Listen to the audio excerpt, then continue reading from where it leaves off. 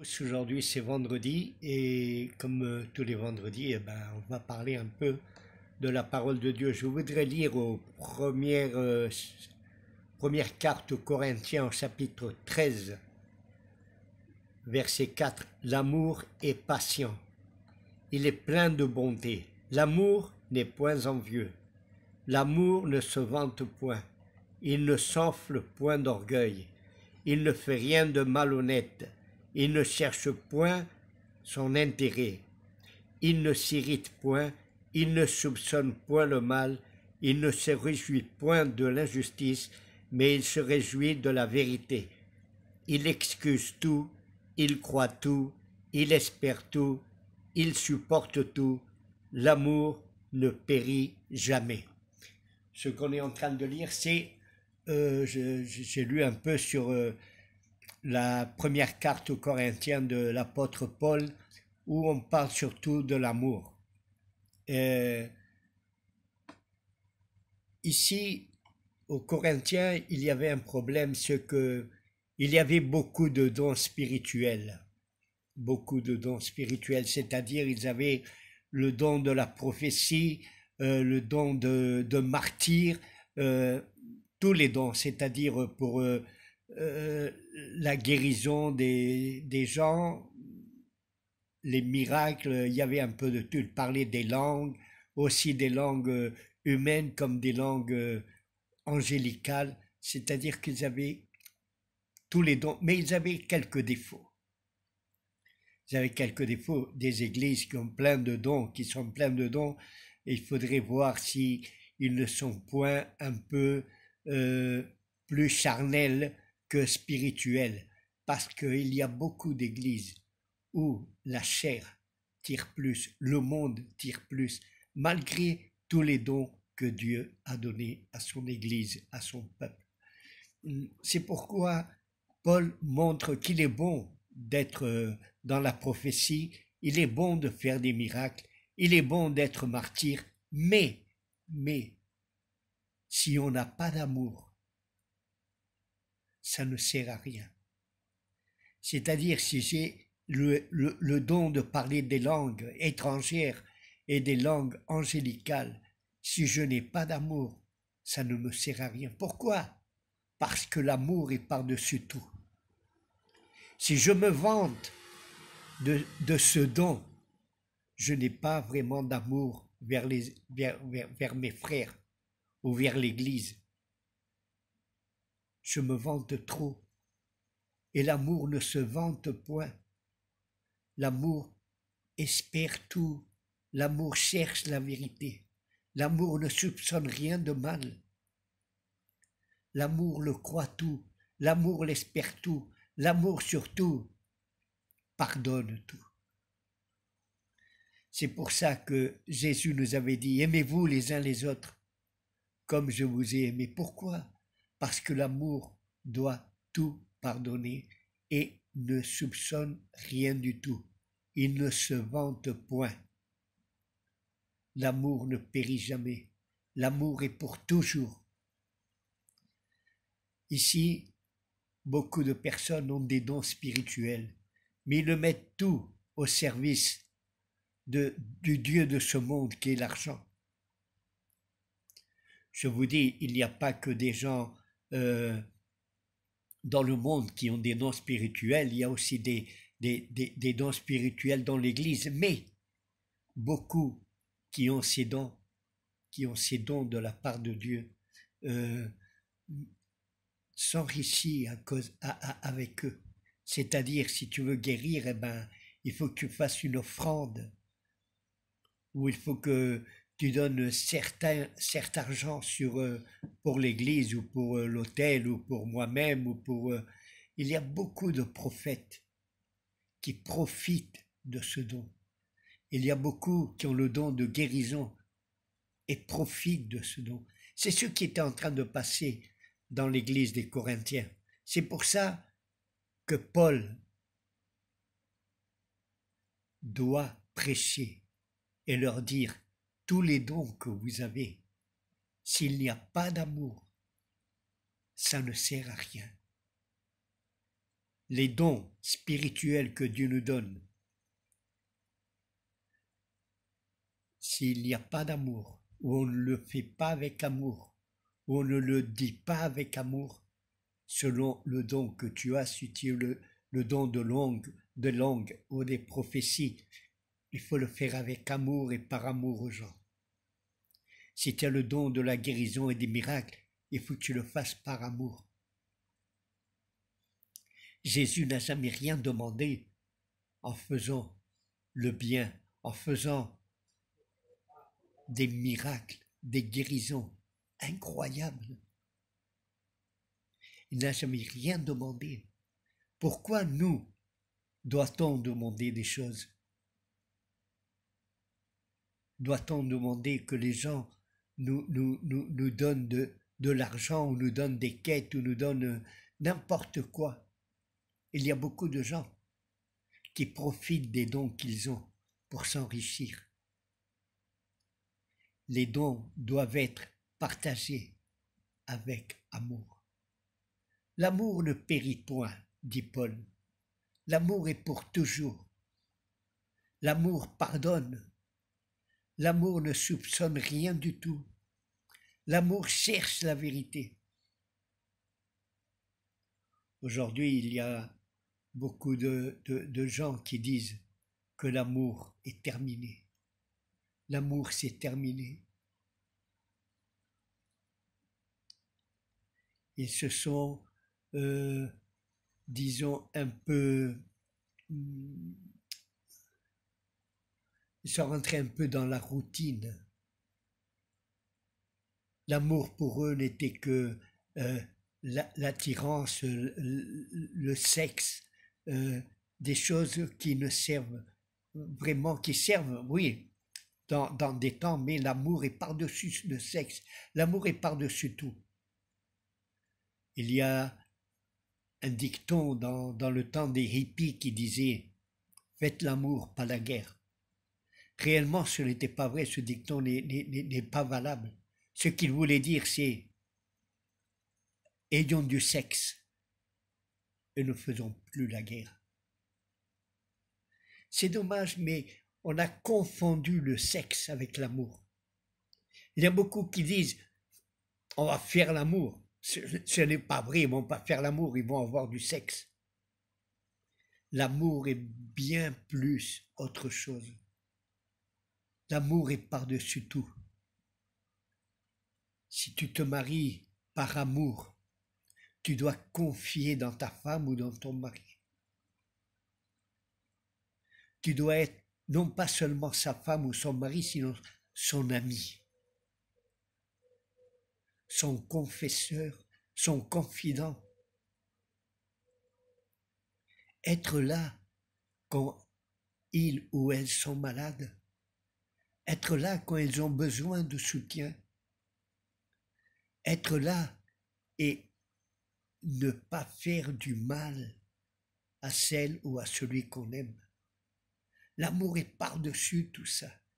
L'amour est, on l'a trouvé un véritable et une véritable amie. Comme dit la Bible, d'être un seul, une seule chair. Nous sommes un. Nous ne sommes plus deux personnes. Nous sommes une personne. Nous devons penser les mêmes choses. Nous devons être une seule chair. Nous ne devons plus dépendre de nos parents, ni dépendre de nos enfants. Notre femme ou notre mari est par-dessus tout. L'amour ne termine pas là.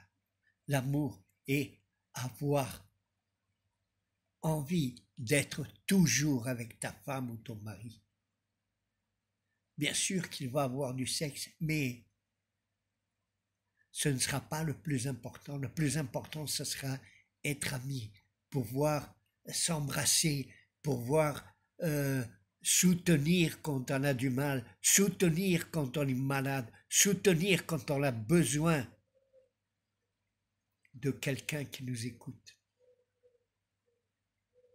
L'autre, ce que disaient les hippies, faites l'amour, pas la guerre, c'est-à-dire ayons du sexe et ne pensons plus à la guerre.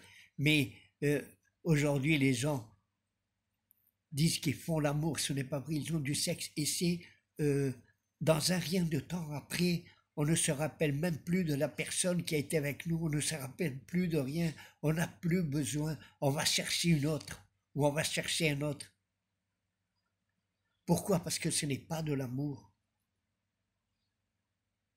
On est comme les animaux. Moi, je regarde mon chien, toujours en train de sniffer pour voir quelle est la chienne qui est en chasse. Ici, nous sommes pires que les animaux parce que on cherche du sexe tous les soirs, toute la journée. Et le lendemain, on recherche, mais dans une autre. Tandis que l'amour, c'est être toujours avec ta femme ou ton mari. Être là pour elle ou pour lui, en tout moment, quand on vient fatigué du travail, pouvoir être et pouvoir recevoir les bienfaits de notre époux ou de notre épouse. Qu'il puisse nous dire, repose-toi, je suis là, je vais te soutenir dans tous tes mots, je vais te soutenir en tout moment, parce que je t'aime. Cette parole, je t'aime, est trop profonde. Faisons l'amour par la guerre, c'est je te veux. Ce n'est pas je t'aime, c'est je te veux, je te désire. L'amour est bien plus profond que tout ce qu'on peut penser. Quand on voit des personnes âgées qui sont mariées depuis plus de 50 ans, plus de 40 ans, ils sont toujours amoureux l'un de l'autre, ils se tiennent par la main, ils se soutiennent en tout moment. L'amour est plus que le sexe. L'amour, c'est réellement être un, se soutenir en tout moment, être un. C'est ce que disait Paul aux Corinthiens. Ne croyez pas parce que vous avez tous les dons spirituels que vous êtes plus sauvés que d'autres personnes. Paul demande aux Corinthiens de se repentir, de revenir au premier amour, de revenir à Jésus-Christ et ne pas se vanter de tout ce qu'ils étaient et de tout ce qu'ils avaient. Paul doit leur rappeler quelque chose, qu'il y en avait un qui avait la femme de son père avec lui. Beaucoup disent que c'était sa belle-mère, mais l'Évangile ne dit pas ça, c'est-à-dire qu'ils étaient en train de faire inceste. Vous êtes dans l'Église, vous êtes saints, vous devez rester saints parce que Dieu est saint. Vous vous vantez de tous les dons et vous avez devant vous des personnes qui sont en train de faire inceste. Paul dit qu'il faut corriger tout cela. Il faut corriger. L'amour est profond. L'amour, c'est respecter tes parents. C'est respecter tes frères, tes sœurs. Le respect, c'est de l'amour. Le respect pour Dieu, c'est aimer Dieu sur toutes les choses. Dieu nous aime, nous. Comme bien disait un pasteur que je connais, le premier commandement de dire aimer Dieu sur toutes les choses, ce pasteur disait, moi, quand je ne comprenais pas, je disais, je ne peux pas aimer Dieu plus que mes parents. Mes parents, je les vois, Dieu, je ne le vois pas. Comment vais-je aimer Dieu? Mais à un moment, on comprend qu'on aime Dieu parce que lui, il nous a aimés le premier. Lui, il a donné son Fils unique, Jésus, pour nous sauver. par amour à sa création, par amour à l'homme qu'il a créé à son image. Dieu nous a aimés par-dessus tout. Dieu nous aime et ce don de l'amour, il l'a mis dans nos cœurs. C'est pour ça que maintenant on peut dire « J'aime Dieu sur toutes les choses, plus que toute autre chose, de tout mon être, de tous mes sens. » Et tu nous dis d'aimer notre prochain comme lui, il nous a aimés, parce qu'au début, dans l'Ancien Testament, c'était « Aimez-vous les uns les autres ».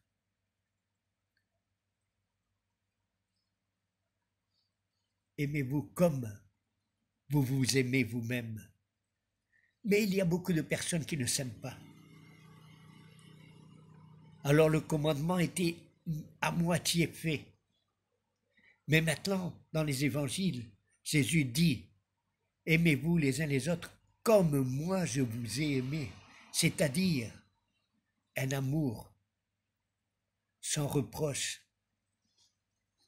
un amour réellement fait de la part de Dieu. C'est un don de Dieu, l'amour. Moi, je me réjouis quand je vois des personnes qui ont plus de 40 ans, mariées. Ils sont ensemble dans tout et partout. Ils se sont soutenus dans tout moment. Maintenant, l'amour d'aujourd'hui des jeunes, c'est le sexe. Il n'y a plus d'amour. On n'a plus besoin de personne. C'est pour ça qu'ils disent l'amour c'est terminé entre nous. Il ne s'est pas terminé, il n'y a jamais eu d'amour entre eux. Il n'y a eu que de la passion et du sexe. C'est tout. L'amour ne périt jamais. L'amour est réellement quelque chose de très grand, quelque chose que Dieu a mis dans nos cœurs pour aimer la personne qui partage ta vie. C'est pour ça que l'homme laissera sa famille, son père, sa mère, et s'unira à son épouse ou à son époux. Et les deux ne seront plus deux, sinon qu'ils seront une seule chair.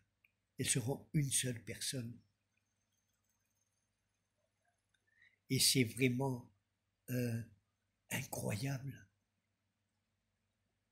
L'amour est vraiment incroyable. L'amour ne périt jamais. Bien sûr il va y avoir des disputes, il va y avoir des discussions, il va y avoir des moments où on se fâche. Mais le plus beau d'être fâché, c'est pardonner. Pardonner, s'embrasser.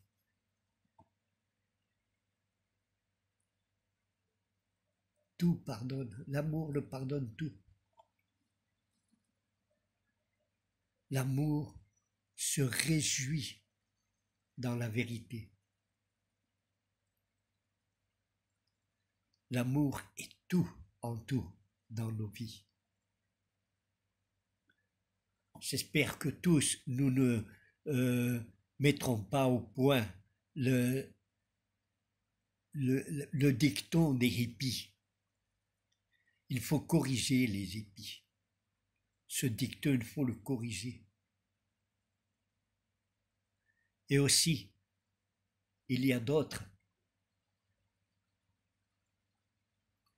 que nous devons corriger aussi, parce que l'amour est réellement quelque chose de merveilleux. Aimer notre conjoint, c'est le plus beau et la plus belle des choses. L'amour ne périt jamais. L'amour de Dieu est là pour toujours. Je vous aime éternellement, a dit notre Dieu.